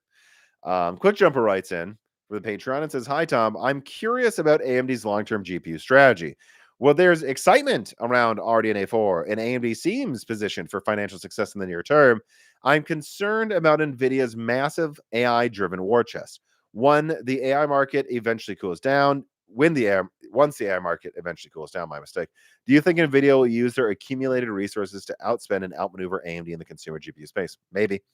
Is AMD at risk of falling behind again, not in the next generation, but perhaps in the next 2 to 3, when NVIDIA can leverage their AI profits for consumer R&D. What could AMD do just strategically to protect against this scenario? Make sure they're dominant in APU. Make sure they're dominant. Um, so that if Nvidia comes in, and this has always kind of been what I've let me see here, write this down for a timestamp. This has always kind of been what I've been suspecting is that Nvidia's phoning in Blackwell, and then for the RTX 6000 series, if the AI bubble pops and they realize that they've lost market share, and I really think a lot of mind share to AMD this generation. Yeah, I think Nvidia will pump up supply, have reasonable for Nvidia. It's still probably going to be 50, 100% margins, but not 200% margins, on their graphics cards, and go for market share again. I do think this is something AMD's worried about too, and why they don't want to be over leveraged to make too many graphics cards potentially. But yes, I think this is something Nvidia will maybe do. And the way AMD defends against this, there's no way to stop it. Nvidia can just do this, guys. Is make sure they have made a lot of money in AI so they can spend some money back at Nvidia, at least proportionally. Number one. Number two, make inroads with AIBs and OEMs that are desperate to get anything right now. Like right now, AMD should be calling up like Zotac and going, "Hey, Zotac, you want to make AMD graphics cards, baby?" Like they should be doing that to help these companies out. And then just do what you can. Sometimes there's nothing you can do to stop a bad thing from happening to you. What you can do is only mitigate how bad it is. And that's what AMD is going to have to do again, making inroads into all customers and mind share against Nvidia, trying to make money in AI and CPU and APU as much as they can possibly make so they have a war chest to defend against Nvidia. And then just, going full steam ahead, not resting. Like this worked. Look at the success of RDNA 4, keep it successful, and do the same thing with UDNA or RDNA 5, where you go, yeah, we're not going to be a charity, but we're not going to sell the 9070 XT with an $800 MSRP and let it go to $1,200 with AIBs. We're going to try to make sure it's at least still 20 to 30% cheaper than Nvidia, with better drivers this time, it seems, than Nvidia. Just keep that up. That's all they can do. We'll see what happens. Let me put down another time stamp here. Sorry, for Project Amethyst. All right, question generated by Jensen GPT. Writes in from the Patreon. What are some of your thoughts on Project Amethyst and the recent development that Sony is going to try and backport FSR4 to PS5 Pro? It can't be backported unchanged due to the fact that PS5 Pro is different ML hardware than RDNA 4. Rather than going to use RDNA 4's neural network and training data to make a new version of PSSR with a much better image quality of FSR4 or something relatively close, you think Sony will just pivot to using standard FSR4 Plus on PS6 and up? Probably, yeah. Something like that. Or will they continue to just do their own thing with input from AMD? Well, it's both, though. They're doing their own thing with input from AMD, and AMD is doing their own thing with input from Sony. And because of that, Sony got PSSR out before FSR4 is ready. So, and that it seems to work pretty well in some games, although I know it needs another big update. What will be the benefit of doing that versus just adding hardware support for FSR4 and PlayStation 6? Well, look, and like they would learn different ways of doing things, and you have to. Okay, so here's a good answer to your question, Jensen. Thank you for writing in. Any new leather jackets? Let me know. But these games on PS5 are going to be played by people for the next decade, and so if you're Sony, you're like, we want PSSR. Yes, maybe we'll do something like what AMD is doing with this new form of acceleration for PlayStation 6. But there's going to be a lot of games just made for PS5 for the next 5 years, and those are going to keep being played for the next decade or two. So we're going to want to still make sure that over the next few years, it looks as good as it can so that we are ahead of the competition. Like, that's why they have to make sure it looks as good as possible, that they keep updating and innovating these things, because the PlayStation 6 just isn't out yet. And the PlayStation 6 is going to run older games on it. There will be games that come out a year before the PlayStation 6 is out that weren't programmed for PlayStation 6. And you're going to want those to try to look as good as they can in perpetuity. And so, yes, I think they're probably partnering with AMD to see they're probably combining their R&D. What's the best way we can make a PSSR version of FSR4 look as close to FSR4 as possible? And then what are they going to do? Probably take what they learned from that and update FSR4 so that it runs on RDNA 3, RDNA 3.5. And I think this is important, just other GPUs in general. Like this allows AMD to keep trying to have FSR4 be the upscaling default. You don't need this to do this. Also, if you can just run FP8, all of this other stuff over here, whether it's a mobile chip, if it supports FP8 or whatever, can do that. And then you might gain more market share against DLSS. It just kind of makes sense. And it will probably not be as good as the FSR4 that you get with RDNA 4. But if it's 90% as good, that's still a big deal, right? And, as someone that uses a Hawkpoint tablet, I would love my RDNA 3 tablet to get an update where it can run some version of FSR4 and I just get that performance boost in games. So it just makes sense for them all to work together on this. Florida Man writes in, would I be correct in assuming most physics effects can and have been produced in newer games without the API? Yeah. I mean, I'm sure other games have trash floating around on the street or have good glass breaking physics. Oh, yeah. Physics was nothing special. Honestly, like a year after Nvidia acquired them, maybe 2 years. Like it was maybe a little cutting edge into like Fermi, but after like the GTX 500 series, even by then, it was just a cudgel Nvidia was using to beat AMD with. Let's see. Got some more tipped questions here. Well, let me save this question for a second from now. Brian P writes in, hey Tom, do you believe Project Digits is a bid for a future console? With AI being all the rage, I could see it being an early development kit for a PlayStation Next. No, they're going with AMD. It would be the major win for Jensen, and isn't that the real question? What is the best possible outcome for Jensen? So I think there's two things that Project Digits is.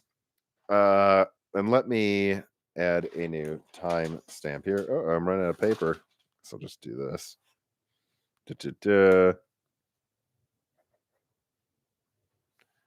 Digits. Okay, so Project Digits, in my opinion, is one of two things. Either Nvidia is, as I was told, well, I know they tried to. We'll just see how it turns out. Nvidia is trying to get into laptop APU, and either they need more time to get it ready, and Project Digits was a way to take this modular APU family, chiplet APU family, and launch something early into a market and surprise people for certain use cases. Is a skunkworks project that turned out well, and so that's what Project Digits is, and it was ready before the APUs for Windows were. Or the Windows APU family's falling apart, and they made some of these and they had to sell them somewhere. So either it came out first because it was ready first, or this is them getting rid of this program for the time being because it's just not ready. All right, here. All right, so Batty251 writes in, thank you for the tip. Have you heard anything for specs of the Xbox Portable? And then also Joe Schmo writes in for the Moore's Laws at Patreon and asks, hi, Tom. I recently read a news article about Xbox and Asus teaming up for a Windows-based but Xbox branded handheld gaming console named Project Keenan. I haven't heard you mention anything in this, but wanted to know if you've heard any inside information on the project. The article I read also claimed a new Xbox console was due to be released early next year. There would also be a Windows-based PC and will be designed to be a TV friendly as possible. Any inside info on this? I've asked around, but no one I've talked to has really said anything about it. So no. And I think that an Xbox branded handheld that's just running Windows, that's something you can throw together pretty quickly. So I don't think that there's that much to say about that.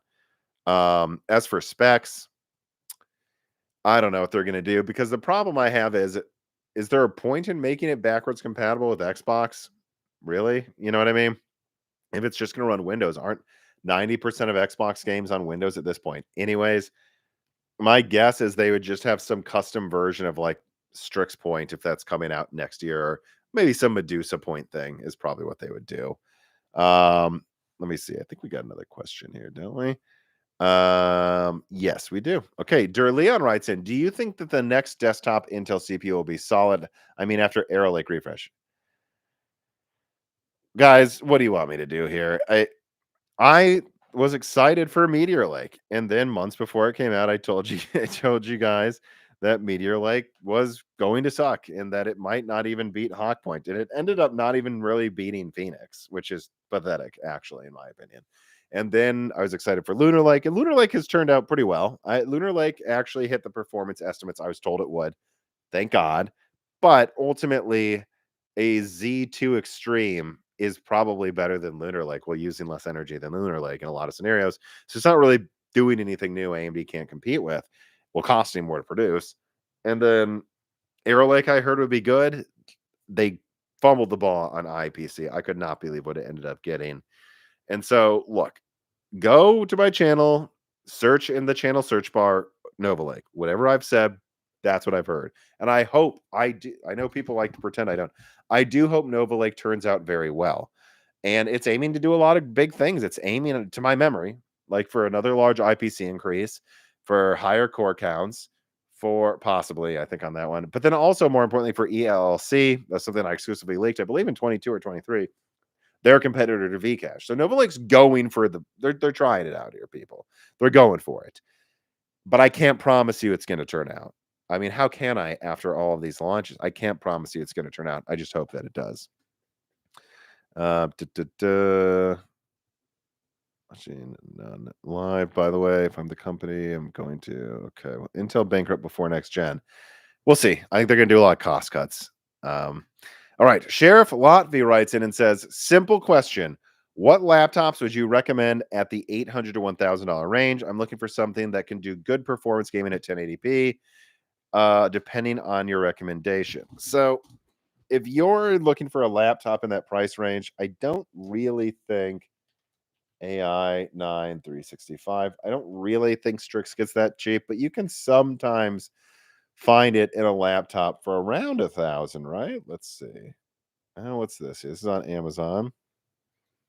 Is it actually going to have what I'm searching for? Okay. Yeah, you can get. Why does it not say the specs here? AMD Ryzen 9 with 20. So this seems like. Oh, just show me the full specs, Amazon. What are we doing? Yeah, well, it must be that. So I'm seeing an Asus one here that has a Strix Point processor for around $1,000. That's generally speaking what I would recommend. I will say this again. Minis Forum makes a pretty compelling product. They have, I'm checking their website right now. They have the Rembrandt based one for less than 800. Make sure you use offer code Broken Silicon, by the way, to get a discount. And they have a Hawk Point one, which I still think is good for, is it 800? No, it's probably 900. So that's not too bad. But the best deals you're going to get right now in laptop are going to be Hawk Point laptops for like 600 to 700. And then if you can get Strix Point for around 1,000. After that, I just don't think, 4060 is going to have 8 GB of RAM. That's going to be a problem. And I don't think those get as cheap as these laptops. I could be wrong, but let's see. Okay, so here's a 4060 laptop with a 13650HX. So some 4060 laptops, I guess, can get below $1,000 now.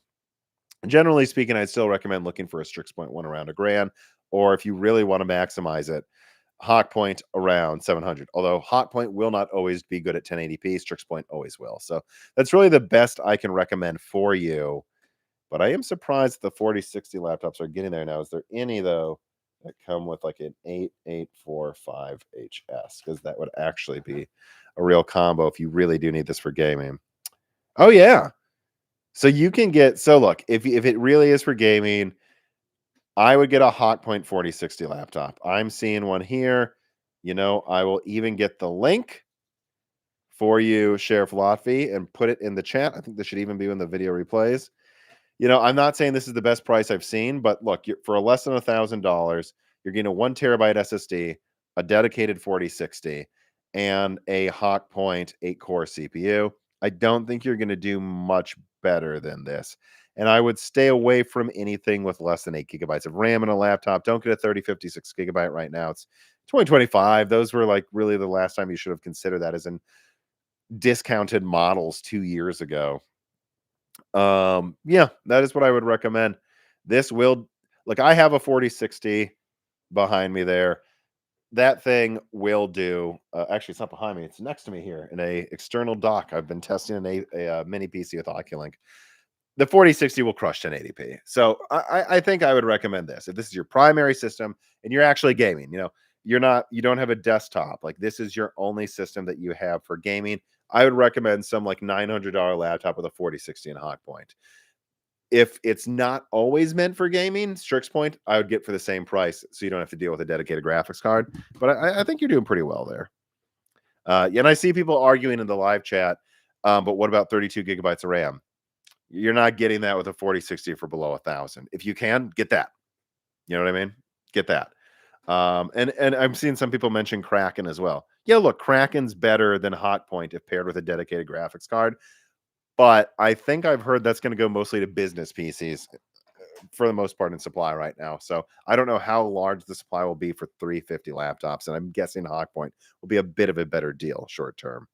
Although its neural engine isn't as good, and we're using those neural engine for so many things. Sarcastic. All right, so that is all of the questions submitted there. I will now check the Moore's Law is Dead Discord and see if there are any last minute questions from people on that or any final questions you guys want to ask. I think I'm going to wrap this up in the next 5 minutes here because I want to take Jessie to the dog park. She didn't wake up when I said that. She's on the sleep. She's asleep on the bed over there. Let's see. Any final questions from people in either the Discord or in the Moore's Law or in the live chat here?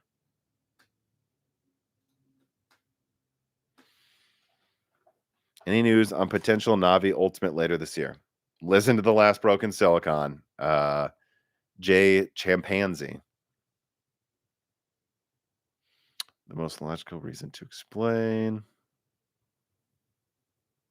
Batty251 writes in and says, am I a collector of hardware or do you just upgrade when you need to? I upgrade when I need to. There's some decision making though, right? Like I got the Radeon 7 because like my favorite color is red. And I just, I had a good job. This is before I started the Moore's Laws at YouTube channel. I was an account manager for an automotive company. I was making good money. And I'm like, you know what? Usually I get $300 to $400 cards. By the way, that used to be the upper mid range. $300 to $500 cards, actually, I would get. But, I'm going to get the $700 special edition red Radeon 7 with 16 gigabytes. And I'm going to treat myself because it's just so cool looking. And I might have kept it as a collector's item, but I ended up selling it during the mining boom because people would pay $2,000 for that. And I'm sorry, like, again, I have a fiduciary responsibility to myself. And I managed to get a 3070 Founders for $600 and sold the Radeon 7 for $2,000. And I have a 4090 right now. There's a whole story on why I have that. I would have just gotten something else, but for whatever reason, through a hookup, I was able to get that for a reasonable price and it launched. And, I do have the A770 behind me here for collectors purposes. You can see a conspicuous Intel GPU over here that I rarely want to say exactly what it is, but you can guess that. Won't say how I managed to get that. So that's a collector's item. I have a GTX 583 gigabyte that a fan sent me. There's a 660 OEM 3 gigabyte there. That's just so that occasionally I can test how Fermi and Kepler are aging. And, I've got a 4060 here as a backup card, but generally speaking, I don't collect that much hardware. Very, very, very, very little. I mostly sell everything off. Something like the A770, you can see why I would collect that maybe. But for the most part, I just upgrade when I need to.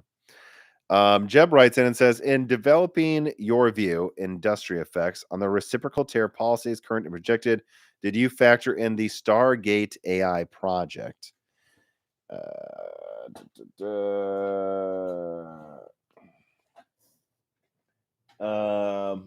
Well, yeah, but that's part of this whole AI boom. Of course, it's not like I'm like, oh, and part of my opinion has to be on this. But yeah, like that's part of everything we're talking about with an AI bubble. That doesn't really change anything about what I think. Jeb.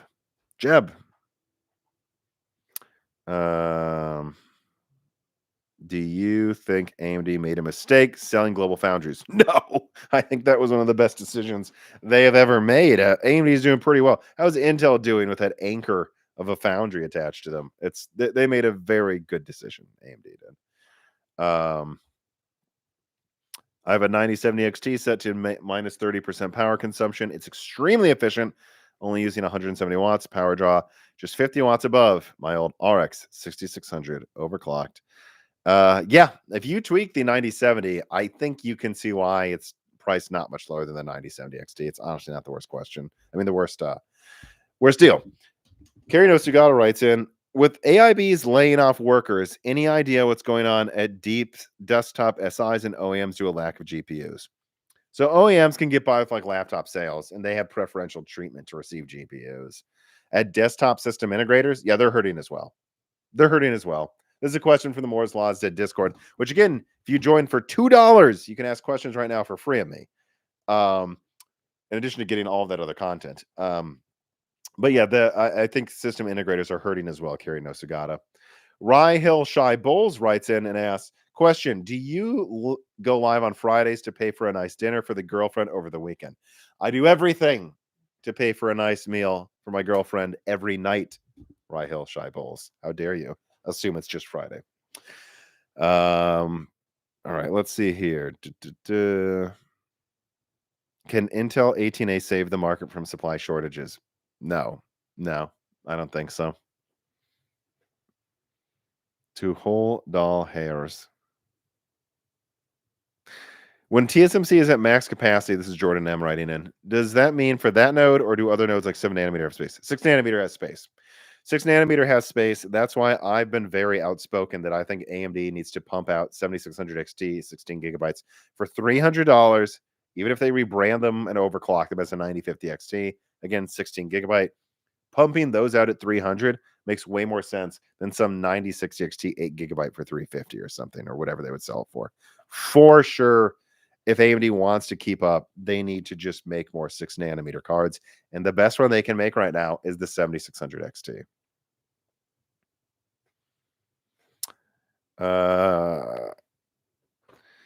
What's my professional background? Engineering. I got a degree in mechanical engineering. I minored in international studies. I worked at General Motors as a validation engineer. I worked on a lot of programs over there. A lot of cool stuff. General Motors is a great company. It was hard, high octane work environment, but it was really cool seeing the stuff behind the scenes in the labs there. And then I was an account manager for an automotive company, and that's where I stopped being specific, you know. But so I was in. So not only was I educated in like engineering and international politics and history, but I also like my day to day for like my job for like 5 years before doing this full time was managing money, talking to people, understanding the costs of things, and traveling to secure business. No wonder I tend to talk about the business side of this market, right? Peter Griffin writes in, any update on UDNA? No. I mean, sounds like it's going well. AMD's going to make graphics cards. They're not canceling anything, it seems. If I'm a video editor, is it safe to upgrade to an AMD GPU? Yeah, I use my Hawkpoint tablet on the go. Actually, I have it right here. I use this tablet from Minis Forum, and I have no problem editing. It exports videos about as well as my 2060 did. And I have a Strix Point system right here. It's a mini PC. My experience, it edits pretty dang well compared to some dedicated Nvidia GPUs. Obviously not as good, but compared to like a 3050, yeah, it's like a 3050. It really is. I don't think you have to worry. As when the AI bubble will deflate further. Late this year. I think it already is deflating a little, and I think that's why Nvidia is ignoring the gaming market, honestly. Janos is the one who just asked, when would I guess? Not betting, but when I guess the AI bubble deflates, I think it already is a little bit. And it's kind of a dead cat bounce right now. We could already see late last year behind the scenes, AI cards were going down in price, I was told. Lead times were going down, meaning if I ordered a card for AI at a major company, Nvidia would quote not 12 weeks. Well, not. I mean, they were quoting 12 months, not 12 months, maybe 3 months, 1 month, and that means the demand is going down. But I think right now, due to tariffs and uncertainty, there's a dead cat bounce going on in AI where people are scared and just buying everything because they might need it for the next 10 years, depending on what the hell happens here. So that's probably creating the illusion that the AI bubble isn't deflating, but I think it could be an illusion. I think we have panic buying in the first half of this year, and I do think the bubble is likely to pop around the end of this year. If I'm wrong, I'm wrong, but that's my guess. Santa Toter writes in and says, "What did I miss about these RX?" I'm getting tired. Whoa, I almost had a stroke there. The RX 9070 XT resupply leak and the RDNA 4 MSRP strategy. What you missed, my friend, you can watch with the rerun of the live stream, because now I'm going to end it. Thank you, everybody, for watching it. I'm sorry I almost stroked out reading the final question. And remember, join the Moore's Law is Dead Patreon. The next guest is Ancient Gameplays. He's extensively tested DLSS4, FSR4. If you join the Patreon right now at the lowest tier, you can ask him a bunch of questions that can be put into the next Broken Silicon. You'll also get access to hundreds of Die Shrink episodes, interviews with people at Micro Center on release dates, interviews with developers about Nvidia's software support, not looking very good right now. Tons of exclusive content, never with any ads. We'll have another Die Shrink coming out next week. The right tier, you can get this live stream replayed ad-free on the Patreon as well. And again, I will say this. You actually do want to say this. I am not immune from the squeeze going on right now in the markets. I will say there's clearly, and you've seen this reported in mainstream news, a squeeze on marketing budgets. And despite getting like almost 2 million views a month now, revenue is actually a bit of a concern. Now, I'm going to be fine. I'm going to be able to, I think, keep paying the people that work at Moore's Law is Dead the same amount moving forward. But I will say that if you have the extra $2, you want to talk about inflation. I've never raised the prices on, well, I guess that we did one time for a security reason. I don't know. I can get to that now. For the most part, I've never raised the prices on the Moore's Law is Dead tiers on the Patreon for 5 or 6 years now. $2 gets you access to so much content and stuff. And in a time where inflation is driving up prices and we're not raising our prices, and yet we're getting a squeeze on the revenue side, join the Patreon, people. We really, really, really do need it right now. And it's never been better. Our content on there has never been better. You get access to a moderated Discord. I've regularly heard our Discord is one of the most civil and well-informed Discords on the tuber market, if you will.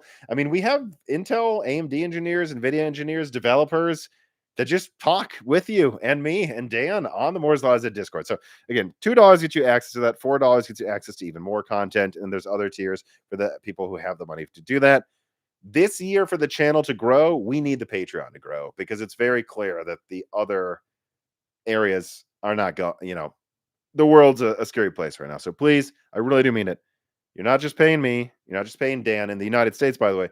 You're paying Jean-Philippe in Canada. You're paying Carbon Cry in the Czech Republic, and you're paying Gerard in Spain. So you're supporting an international team with your money as well.